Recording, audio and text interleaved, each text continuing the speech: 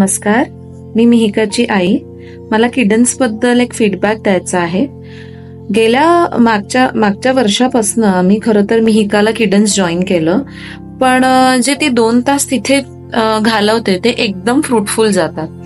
तिथल्या ऍक्टिव्हिटीज, तिथलं श्लोक पठण, तिथले गाणे, तिथले डान्स हे तिला खूप आवडतात आणि तिला त्या 2 तासानंतर पुन्हा घरी यायचं नसतं. जेव्हा मी तिला तिथे घ्यायला जाते तेव्हा ती म्हणत असते की आई तू इतक्या लवकर का आलीस.